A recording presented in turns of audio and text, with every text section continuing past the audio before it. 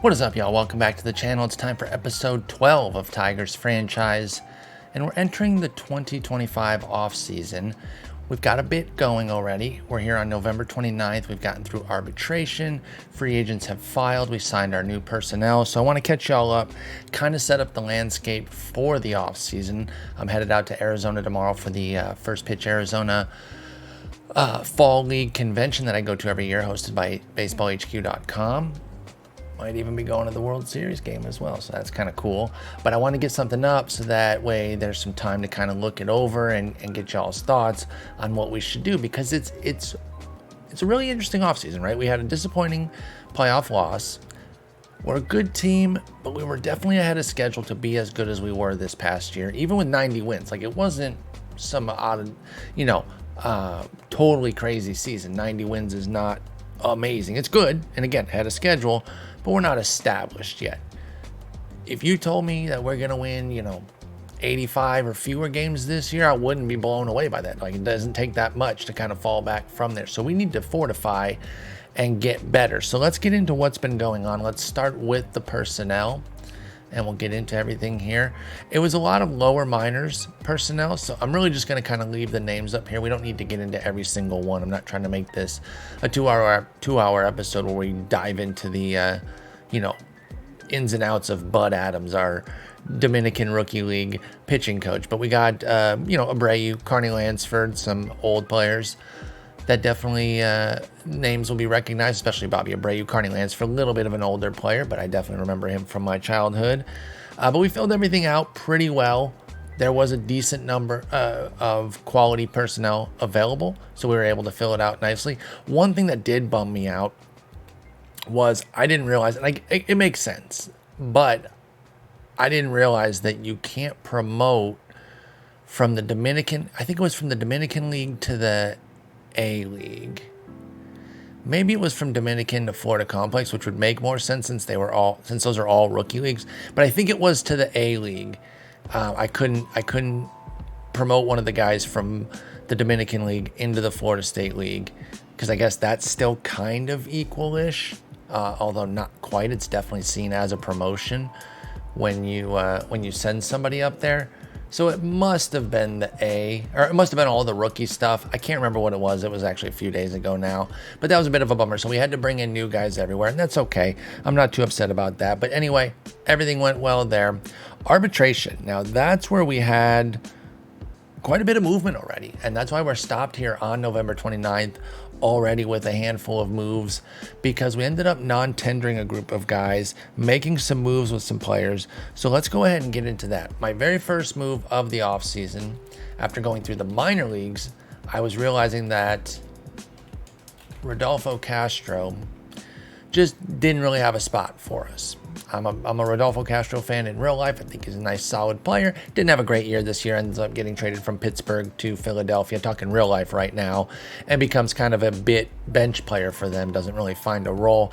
I thought he would build on his 2022 and maybe continue to be an everyday guy for them, but he was flawed. Probably too many strikeouts, not enough walks, so a volatile plate approach. And, kind of sank him this year. And like I said, ends up getting traded. Anyway, for our real life, for our world, rather, not real life, he spent 65 games in Toledo after we traded for him from Texas. Is that how we got him? Oh, yeah, for Zach Short. But then we turned around and flipped him because he spent the year in the minors, and we just didn't really have a spot for him, mainly because the defense is just a little shy of what I want. I mean, 60 range is right there. I can accept that. But I figure let's set the cycle back a little bit and maybe get somebody that has some options, because he was out of options, and you might have seen it there when I was on the history page that we traded him straight up for Abner Uribe. Just a live arm who's in AA. He has no control, 25 out of 30. So it's going to take some luck there to even turn him into anything. So maybe he's an org filler right now. Figure I get something, because otherwise Castro was going. He had to be on the roster. We no longer had that option to have him in the minors. With options, he sticks around. If I can still get him back and forth to the minors, I keep Castro with the 60 range. But as it stood, I just didn't think it was enough there. So we go out and get Abner Uribe. That was our first move. That wasn't even arbitration. Then, as I was looking at the ARB list, I didn't know exactly where our finances were going to be. And so I'm looking at some of these guys that are costing in like the $2 to $4 million range. And I'm thinking some of these guys are probably too expensive for what they're going to deliver for us. We need to see if we can move them. Chief among them was somebody that's very tough to deal, I admit, because I still have hope for him in real life, even though that is waning as the injuries pile up. And that's one Casey Mize, obviously former #1 overall pick. We end up dealing him to Pittsburgh because he still has 2 months left on his elbow ligament reconstruction surgery rehab. And I know that he'll be ready in time for the season, barring a setback, but I don't know what he's going to be. He's already 50, 45, 65, and that control can carry you a long way. He's got a 5-pitch arsenal, 60 stamina. Like, he can continue to start even if he goes down to, say, 45, 40 on the stuff and movement. Now, that wouldn't be very good, but with that 65 control, that's going to keep him in the rotation, at least as a back-end guy. But as you can see here, he's making $6 million. And do I really want to pay that for a virtual unknown? Because I don't know. Like, what if he sinks further? What if the injury rescout ends up eating up some of that control? That's his bread and butter. You know, it wouldn't be that surprising. In fact, that's kind of the last thing to come back after TJ and, you know, getting your elbow fixed is your control. So what if they pop him down to 55 on that? Then he's very pedestrian and maybe never works back. He's 27 now. So I figure it's time to go. And Pittsburgh was definitely game for that. We end up with a 2-for-1 trade. We had to throw in a guy, Pedro Garcia, along with Mize. That's just a little throw in there. It was actually a 2020 that I don't mind giving up. What I mean by that is I hit the make this work now. There were a bunch of guys that were like pretty decent, and then this 2020 stood out. And usually that should raise your antenna to be like, wait, why is this guy grouped in with a bunch of 40s, 45s, and 50s, as well as, you know, 60s and above? They throw the stars in there just in case you're a moron. But you're looking and you see that one red or one of the 2 or 3 reds that stick out. You're like, wait a minute, are those guys that are on the rise that the computer's hot to? Sometimes yes, sometimes it's just a crummy dude that you can throw in.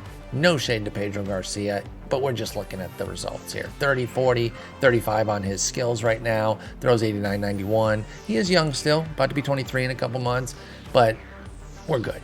So we included him as well. And what did we get back?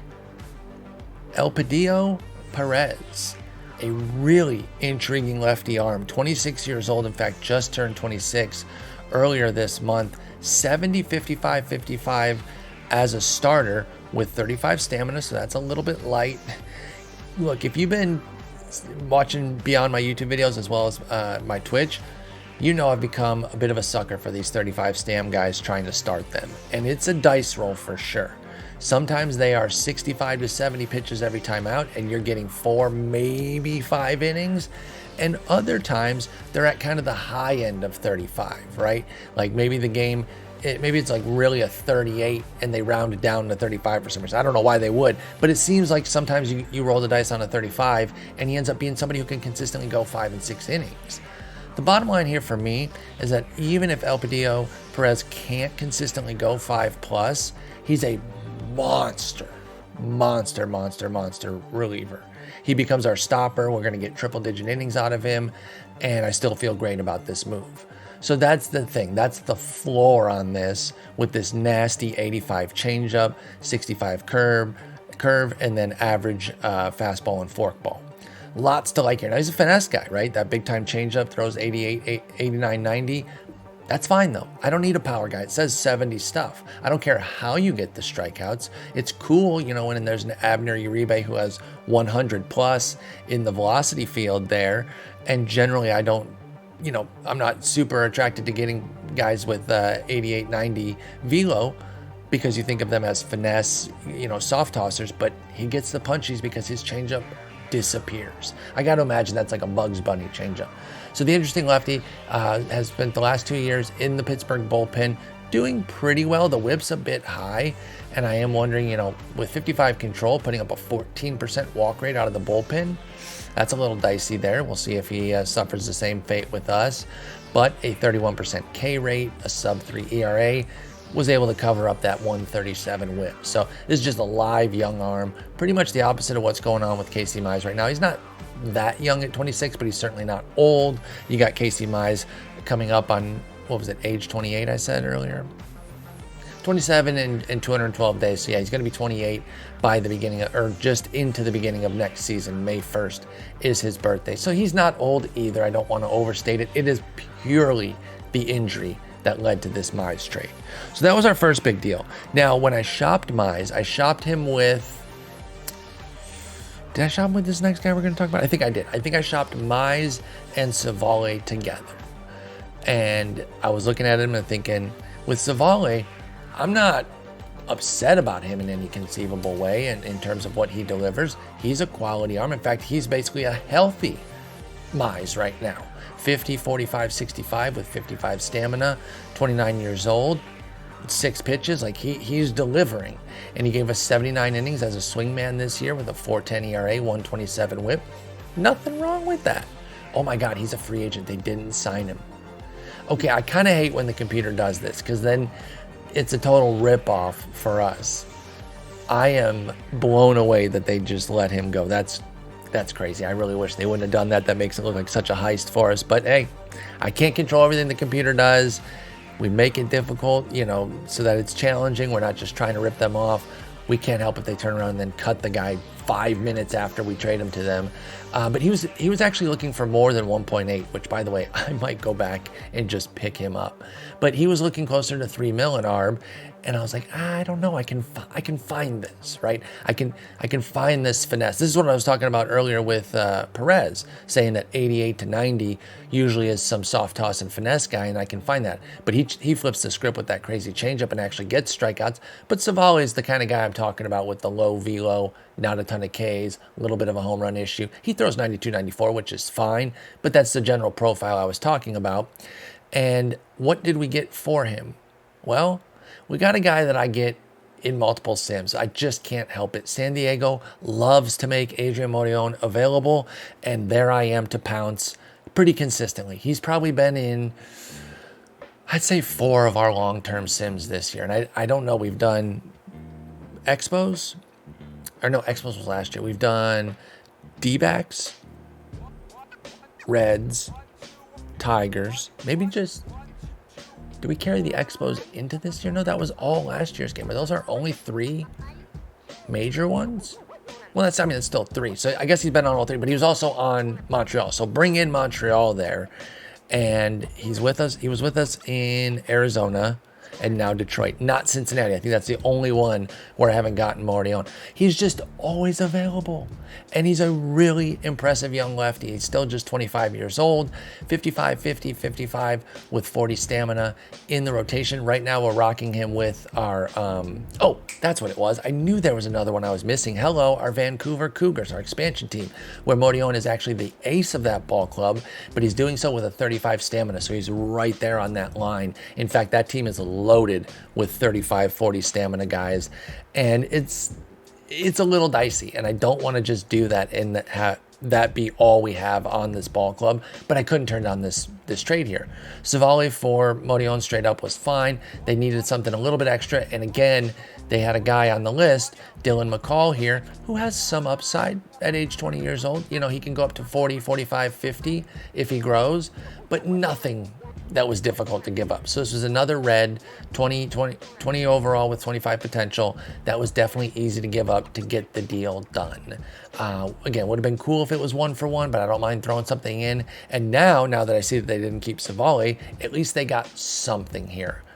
I was just wanting to see if OSA likes him more. I guess they do ever so slightly. They like him to be 45, 45, 50.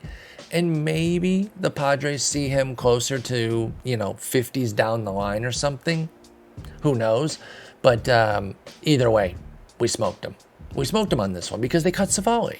How are you going to turn around and then just cut Savale? I don't know. But now he's looking for 1.8 mil. And frankly, I'm open to paying that. So we get Perez and Morjon, a couple of lefties. Then a couple other non-tenders were Mike Soroka and Jake Rogers. Okay, both in that 3 mil range.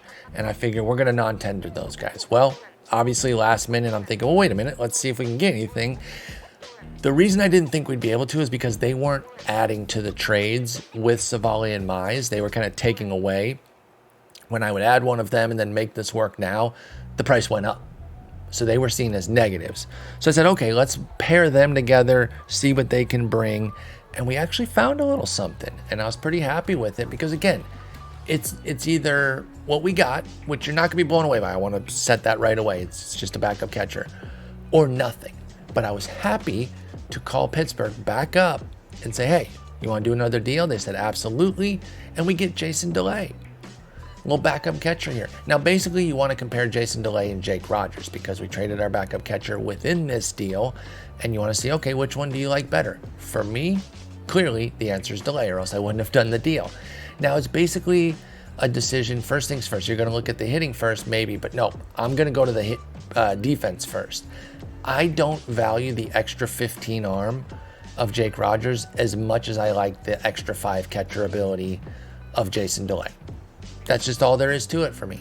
I'm going to prefer the catcher ability, even though it's only 5 points. To me, that's more valuable than the 15 arm. I don't really care about the arm as much. And frankly, I don't really care about the bat difference, which does favor Jake Rogers with 55 power and 60 eye. That's a nice little, all or nothing kind of 3 true outcomes profile. Meanwhile, you're looking at some gap shots, a little bit more contact, a little bit tighter profile at the plate with 40 eye and 45 avoid K for Jason DeLay, but we're not worried about the bat. And let's be honest, Jake Rogers hit a few homers last year, 15 homers. In fact, each of the last 2 years he's hit 15 homers, but he's been about an 80 WRC plus. So he's still not really delivering too much outside of the occasional homer because he is a 3 true outcomes guy, walk, homer, or strikeout. He did put up 1.4 WAR last year. He was a solid backup, but I thought this was a better move, especially because then you look at DeLay, and he's league minimum. So that's another thing that you have to factor in, whereas Rogers is making 2.8 mil, call it 3, and that's another thing there too. So I already value his defense more for the 5 extra catcher ability. And then you're talking about the price discrepancy, and it's an easy win there. We did also throw in Mike Soroka, as I mentioned. He's a 40, 55, 55, which is not too bad, but he wanted 4.4 mil. And for a fragile guy who's a finesse guy who relies on, the defense taking care of him and, frankly, some good luck too. You can't just have a great defense. You need the luck factor as well with finesse guys like that. I just didn't want to pay 4.4 mil. As I mentioned at the outset, I also really didn't know where our money was going to be.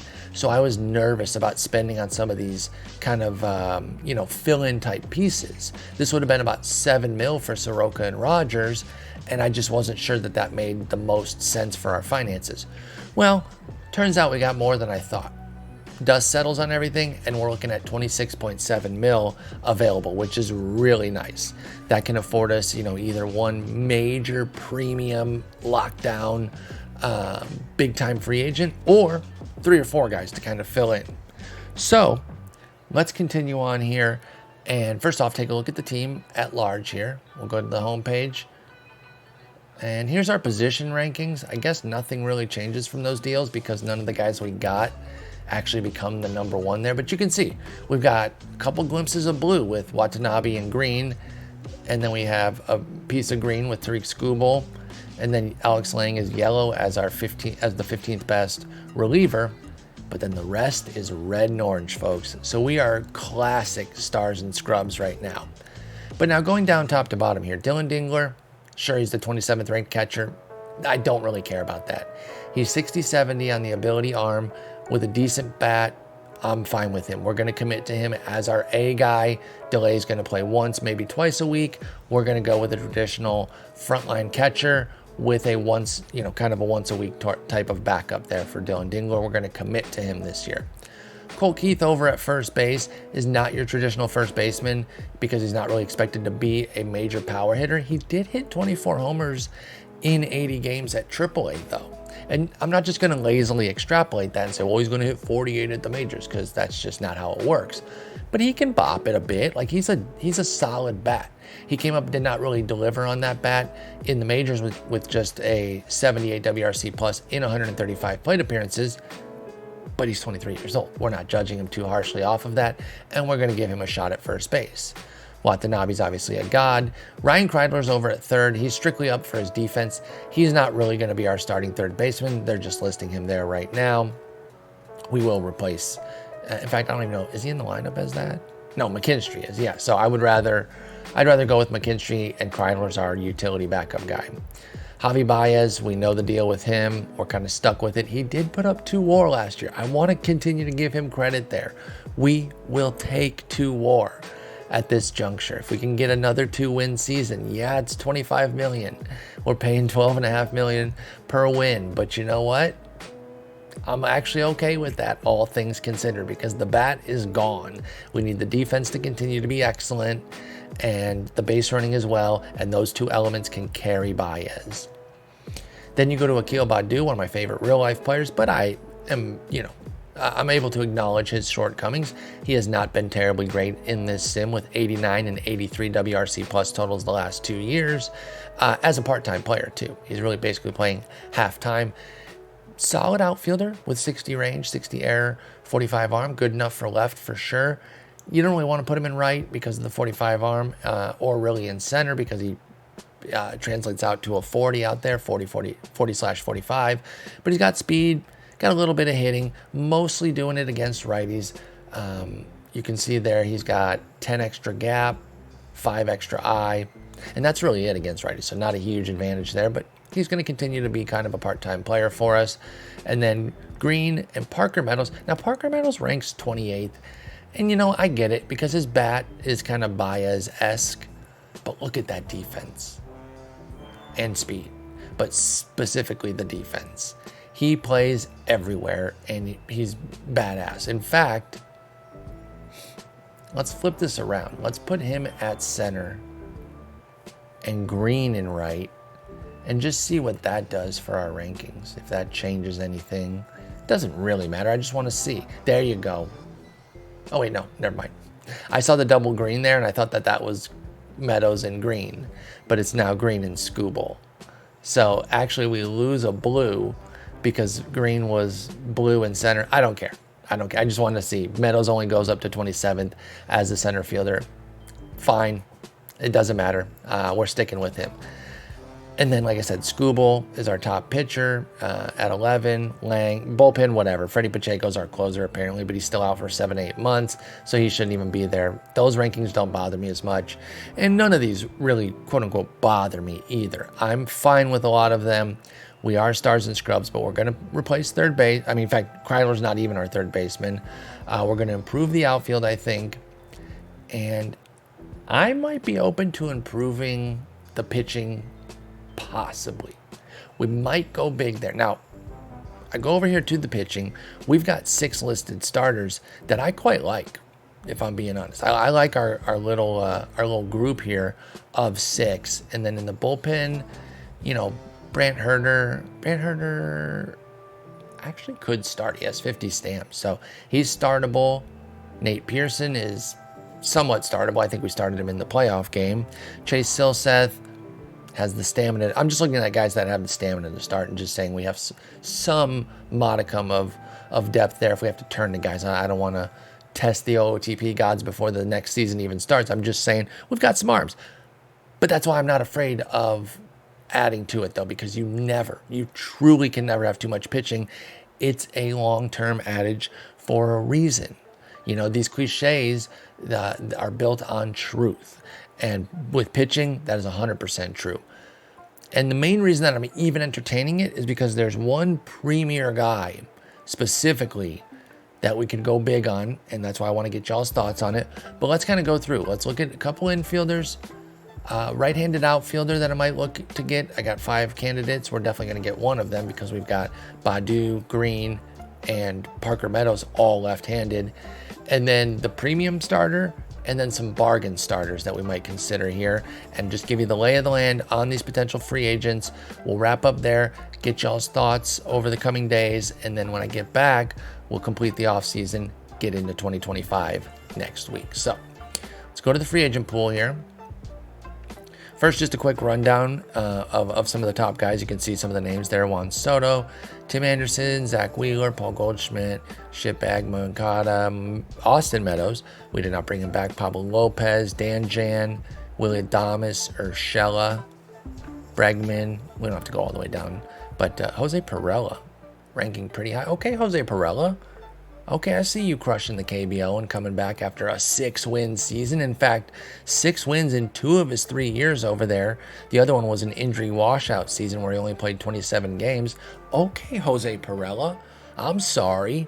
I was going to make fun of the fact that you were listed so high within the list of free agents here, but now I'm seeing why. My fault.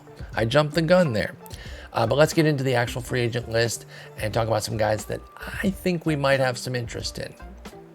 I did put out some minor league offers, as you can see here. Our very own Wencio Perez offered him back. Logan Allen, the current young Logan Allen in Cleveland is who this is, by the way. Because you can't just say Cleveland Logan Allen because they've had... Actually, no, wait. Shit. Is this that one? I don't remember which Cleveland Logan Allen this is because he's not on their team anymore and they apparently don't like him. Is this the one? Maybe. Okay, never mind. This is the original Logan Allen from a while ago. The current Logan Allen in Cleveland, I believe, is Logan T. Allen. That is correct. He's Logan Taylor Allen. This is Logan S. Allen. And the reason I thought that might be the current guy is because he's only 27. But I guess we're only in 2024. And I might have been conflating our Tiger Sim with PF Holden's, which is several years down the line. And so that would have made more sense in his universe. But yeah, this makes sense that it's the earlier Logan Allen. But at any rate, he's 45s down the board with spark plug personality, 60 stamina, and still on the right side of 30. He's organizational filler. I just offered him for minors. Nick Madrigal, he's a captain. That's specifically and entirely why I offered him. Webster Rivas, 60 catcher ability, 60 eye, and then Ricardo Sanchez, 40, 55, 55, with some decent stamina at 55, 27 years old, lefty, just some decent org filler. So offered those guys, but let's get into the main guys that I've been looking at here. Let's start with the infield. Now, there are some top-end guys that I'm actually going to add to the list real quick. Since we do have so much money, I think I should at least bring them up and see what y'all's thoughts are on them. A guy that I did not expect to have even a modicum of interest in until I started checking in and seeing like, oh, he's actually panning out the way I've been hoping for years. And that's Yohan Moncada. He's just a guy that, had all the prospect hype, looked like he'd finally broken out in 2019. I mean, he did. It was a 5-win season, just an excellent year. And we thought, okay, here he is ready to take off. COVID hits. He deals with a bout of long COVID that he says, kind of wrecked his season there. Even though he was able to play through it, he didn't play particularly well. He said it ailed him even into 2021, even though he still played pretty well during that year. And he just hasn't been himself since. 74 and 96 WRC plus totals in 22 and 23. And then in real life, even worse in 23, I believe. But then in our universe in 2024, the tide turned. 128 WRC plus, 4-win season. Things got a lot better. 23 homers, 81 runs batted in, 92 runs scored, looking a lot like that 2019 season. Is Yohan Moncada back? Perhaps. Solid profile here. Taking walks at 55 is pretty much down the line until you get to the 45 avoid K. 60 infield range makes him viable over at third. But look at this. He's become a big-time outfielder with 60, 55, 60 ratings out there. He's a 65 right fielder, a 70 left fielder. Now, I would probably utilize him at third base, but I like the premium outfield defense kind of thrown into the mix. It does not come cheaply, though. First off, he's looking for the mega deal. No universe where we do that, so don't worry there. I'd be looking more at like a 3-2 with a team type deal. But this would be kind of everything, right? Like 21 mil, and I'd probably pump it up a little bit to bring down the next couple years. But I don't know. I'm not even going to make an offer right now. I'm just kind of mapping something out that looks somewhat like something I might do, but I don't know right now. I just was, again, very surprised to even be considering Yohan Moncada at this point. This would be 20 mil a year for 3 years, with 23 this year, 18.8, and then 18. I don't know. He might be interested in that. I don't even know if I am. I just wanted to bring him up because he's been so good. He does fit a need, third base, switch hitter. Just interesting. He is much better against righties, by the way. I will point that out. But hey, that's good. That's the strong side. So, but anyway, he was not originally on the list. These guys were, though. Tim Anderson is more of like, I'm going to just cover him because he also is an outfield god and an even better infielder. I don't think I want to pay the major premium for him. He's even more expensive than Moncada. But look at the defensive profile.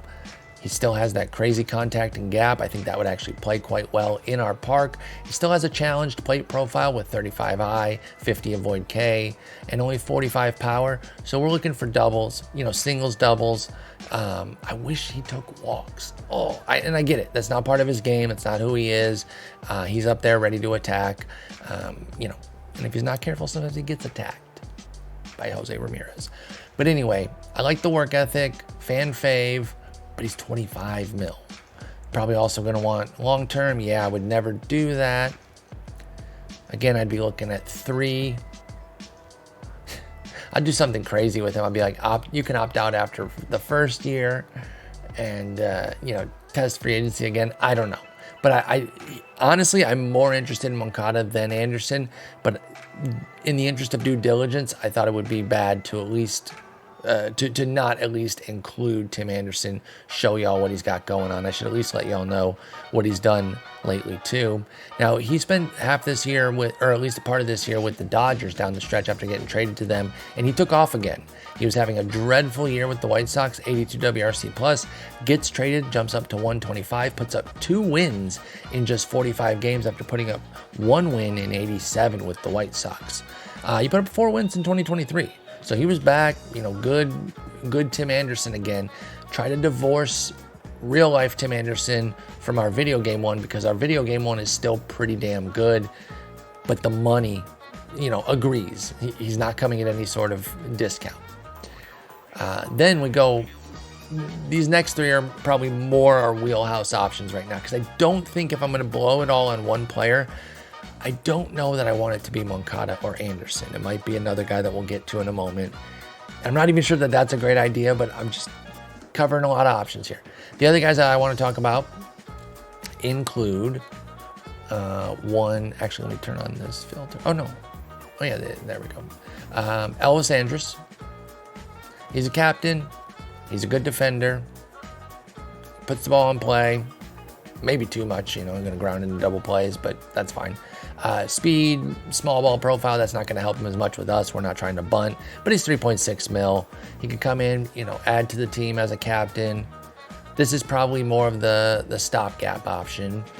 And then we're probably saying maybe we're moving Baez to third in that instance.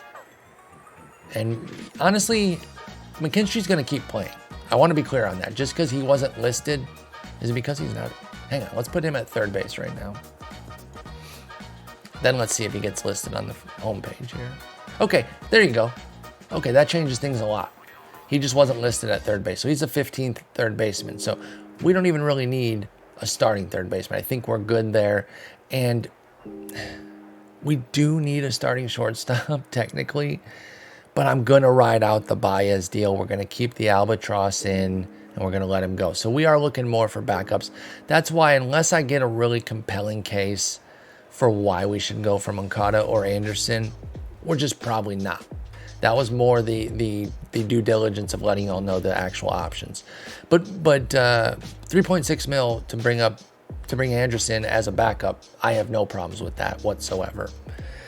Similar vein, Ahmed Rosario. He's a bit more expensive, a bit worse defensively, but can play in more spots at least.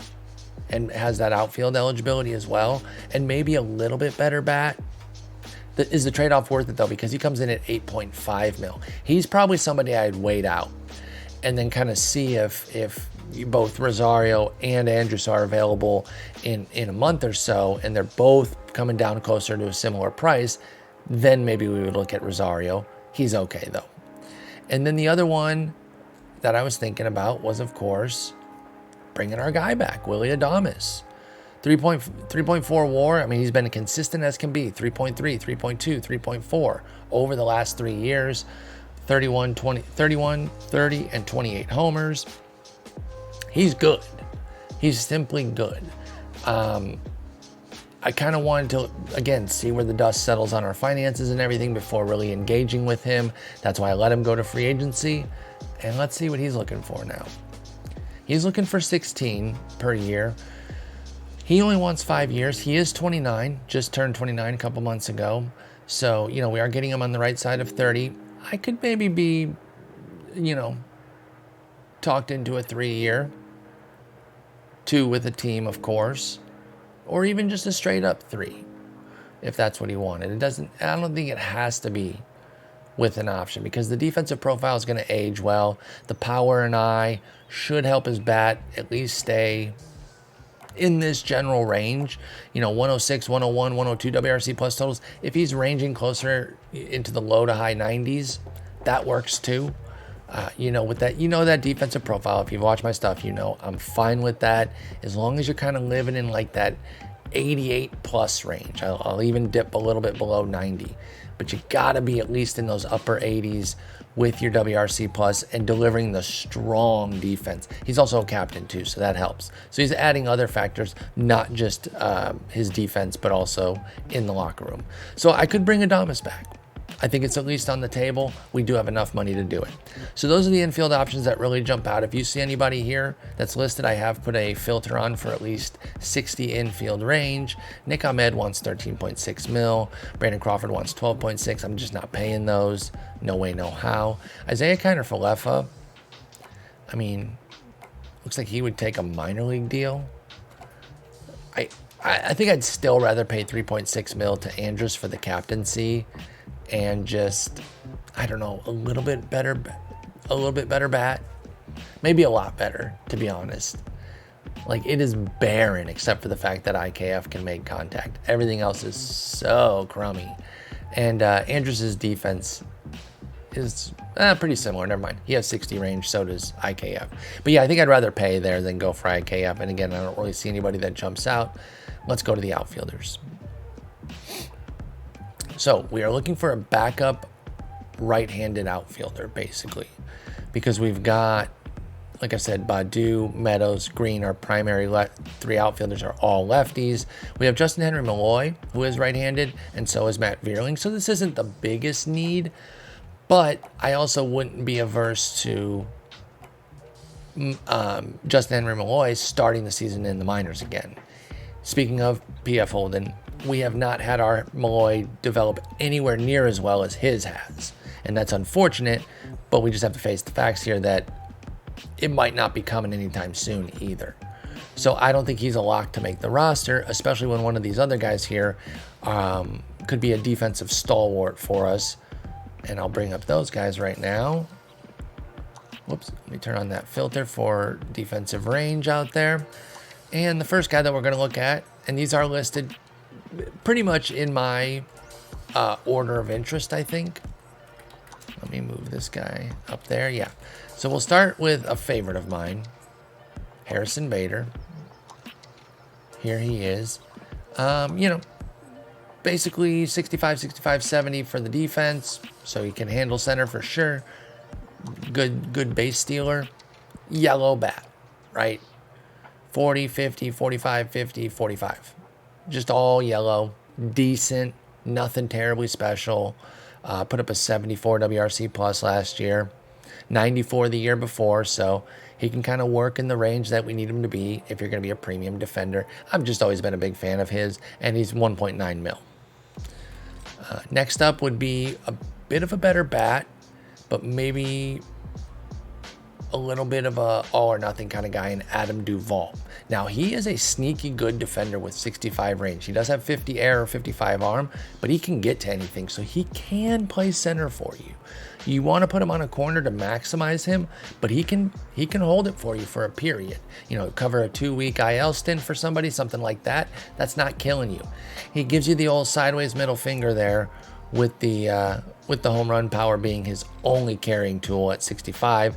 Everything else is 50 and below. In fact, I love the symmetry here. 40, 55, 65, 50, 40. It's perfect. It is literally the perfect middle finger profile. He too can steal pretty well. He's asking for $3 million. He's 36 years old. It'd be a 1-year type of thing. I'm certainly interested in Adam Duvall. Next up is another favorite of mine, Albert Almora Jr. Really thought he had the juice to become a dude when he got drafted. I was excited about him. Honestly, let's just take away, I was going to say take away the favorites. I just mentioned that he's a favorite of mine. So even including the favorites, I should probably have Almora Jr. over Bader because he's got the captaincy profile, 65, 65, 55 defense, and the same bat, and he's durable. So I think hang on, let's just get the comparison up here so I don't speak out of turn completely here. Go to the defense. Oh, you know what? Sorry, I had it wrong. Bader, I was going to slander to you. I thought Bader only had 60 range. So never mind. Bader does still have the better defensive profile and offense. I mean, they're negligibly different on the offensive profile. So yeah, I think it's an either or situation. Almora Jr. wants 1.6 mil, and what did Bader want? 1.9. Yeah, I think that's fair. He is about 300,000 better, so barely. So I stick with my ranking, but Almora Jr. is very good there too as far as what we're looking for. So Bader, Duvall, Almora Jr., and then a couple others who fit that same sort of profile here. Guys that y'all have probably picked up in your sims because they, they're always available and they deliver on this particular type of profile. Manuel Margot Jr., or he's not a junior, excuse me. Manuel Margot, bit better bat, similar speed profile, and the same glove as Almora Jr. Now, he's also at 1.9 mil.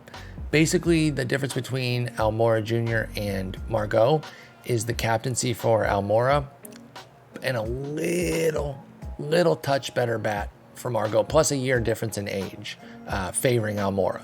So do you want 1 year of age and captaincy or a marginally better bat? I'm still going with Almora Jr. there.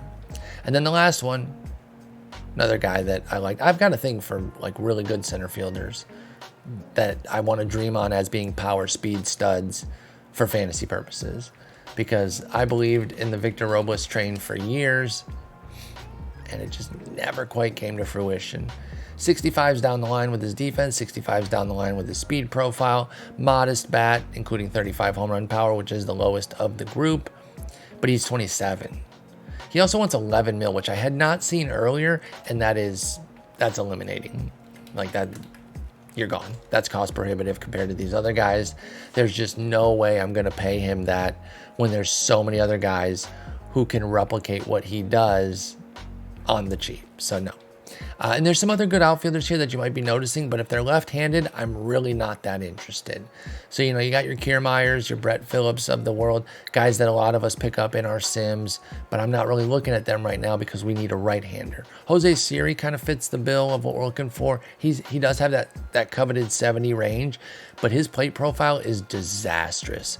With 35I and a void K, I just can't do it. Maybe if all the other guys were gone and I had to settle, I can get behind it, but that's really it with him. Okay, so those are the outfielders. Now let's get into some pitching. And you might have seen the name earlier, so this isn't going to be like a huge shock to you, but I'm wondering if there's an appetite from any of y'all to go big and maybe bring in a Zach Wheeler. He's clearly the class of the pitching. Just scroll up to the top here manually.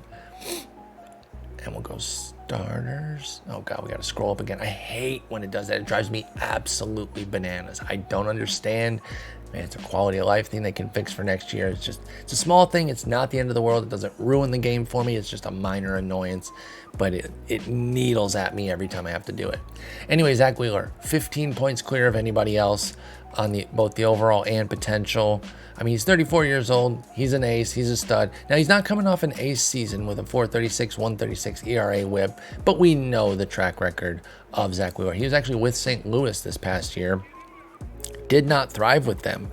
You would have thought going from Philly to St. Louis, things are going to get better, but no, he puts up his worst season in a long, long time. I'm not deterred. He's 55, 65, 65 with 60 stamina. He's an absolute stud. Question is, do we pay the big bucks? Now, he wants 5 years. There's no chance I'm doing that. I wonder if you would do... He wants 27 mil this first year. We're going to have to talk him out of that because we can literally not pay that. So it would literally be all in with him. Maybe we try to make it like 22 mil this year.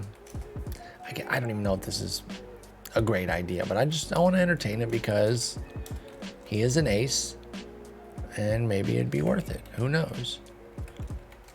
Just curious if y'all think it might be or not. What if we did something like this? So he wants an average of 24.7. This is up at 27. Okay, we don't even need to go this high. Maybe we can bring this down a bit. Although with the shorter term, he might want the higher end that we're looking at here. Now this is 24 mil at 20, 24, 28.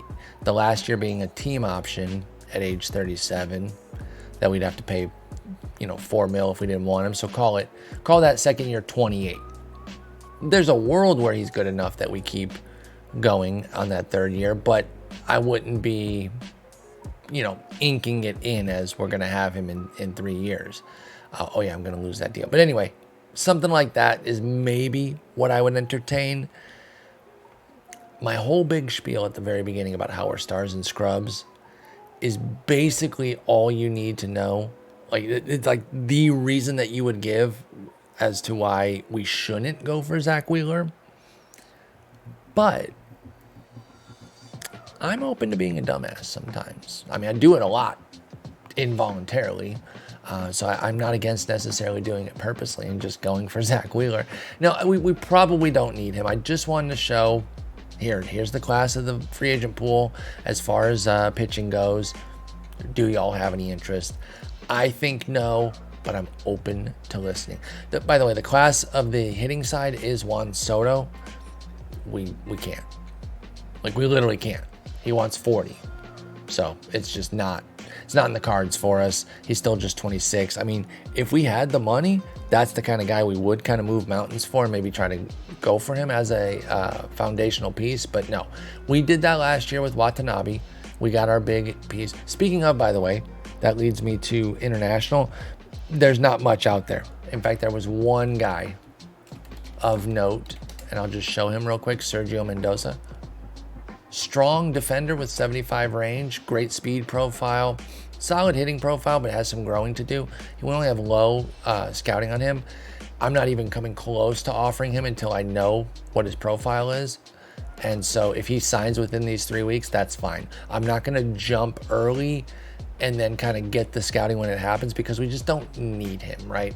I'm happy with what we did going for Watanabe. Here, there's more flaws in this profile where it's not so guaranteed that if he signs early with somebody else, that's okay. But we'll keep an eye on Sergio Mendoza. He's also a left-handed outfielder, which is, again, is not what we really are looking for. There are some other pitchers that I wanted to cover, and again, we'll get out of here after this, and then we kind of have set up the off-season. Y'all can chime in with your thoughts either on Discord. I know some of y'all get in the DMs sometimes, kind of messaging me about what's been going on in the sim, or of course in the comments here on YouTube, wherever you want. You can hit me up on Twitter if you want to. I got no problem with that. But yeah, a few other pitchers I want to get into. Next up, let's get into the bargain guys. Actually, I don't know what this guy's price is. He might be in between Wheeler and our bargain guys. Where is one Marcus Stroman? Marcus Stroman, he's a 45, 60, 65, but I think that fits pretty well for our ballpark because, you know, it's a bigger stadium. It leans more pitcher friendly. He probably shouldn't get eaten up in Comerica. He wants 12 mil. It's not aggressive at age 33. He's a leader with work ethic and intelligence, should age well. I definitely think there's something we could do here. And even, you know, just the presence of somebody like this, who is definitely a cut below Wheeler, but he's also 2-3 cuts below price-wise, it further pushes toward, does Wheeler really make sense? And I know I keep throwing out talking points against it. That doesn't mean I won't hear the counter case. If you all want to build your case for Wheeler, by all means, but I want to present, you know, I want you to know that I'm coming in needing to be sold on it, because I just don't think it's the best move for us, but I'm at least open to it. I'm listening. But anyway, there's Stroman. And then we do jump down into the bargain basement a bit. Somebody like a Kenta Maeda at age 36, he only wants 3.8 mil. He's 50, 55, 50, 65 stamina, high work ethic, fan fave. He's almost certainly joining this team. I mean, this is a situation with somebody like this where we don't, like, he doesn't block off anybody else. We sign him, we can sign other guys as well. So I see us going after Maeda and trying to bring him in as kind of a swingman type. He only got 6 starts. Oh, he's back with the Dodgers last year.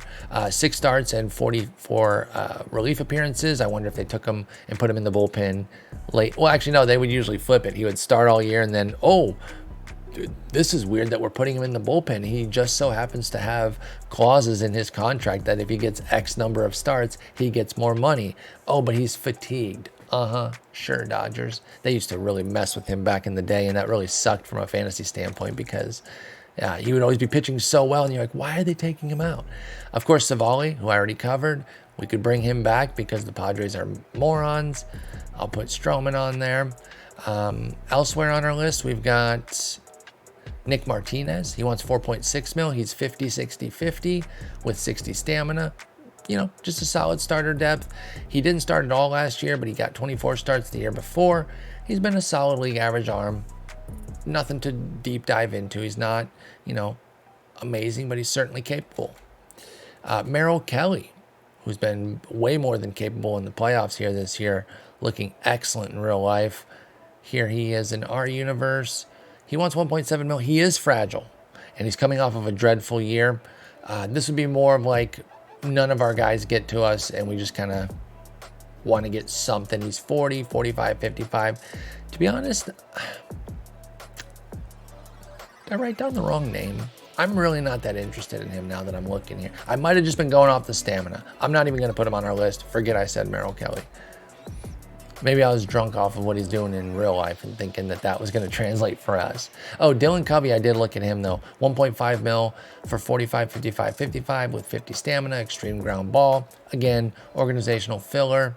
He is out of options, but maybe if we wait a bit for him, he might be somebody that eventually will take a minor league deal. So we'll see on that one, but I think he could be a worthy ad. You know, he's not special or anything. I do like Maeda and Martinez quite a bit more. Of course, Stroman and Savali are a cut above them, and Wheeler's at the top. I'll put Wheeler on the FA targets, but let's be honest, we're probably not doing that. And then there's a bunch of other guys here that, you know, if you've been staring at the screen, you might see some names of interest, and you can certainly bring them up. None of them super jumped out to me as I was scanning everything, but you might see somebody that you want to make a case for, and I'm certainly open to listening. Tyler Wells is somebody I like in real life, and we could maybe sustain that 40 movement in our park, but with 45 stuff as well, it's like, if he's like 55, 40, 65, I can live with that. But you don't miss bats and you give up homers, I'm just getting really nervous at that point with somebody like Tyler Wells. So yeah, it's not a rich free agent class this year, and that's okay. We don't have money to go play and get like a ton of guys anyway, but we can go out and get multiple pieces, and I am happy about that. I wasn't sure where our finances were going to be. I do like that we can add multiple pieces, or if we really want to try to push in for one of a Moncada or Wheeler, it's at least on the table. So let me know your thoughts on that. Again, I'll be gone leaving tomorrow. I'll be back on Sunday. Probably won't be able to record again until next Monday. So sometime early next week will be the next episode. I'll take in any comments that I get and probably advance things a bit. So you'll see the results of that, right? I don't know that the offseason will be over, but we will have progressed and probably made some offers and hopefully acquired some new players. So thank you all so much for watching, and I'll talk to you all later. Peace.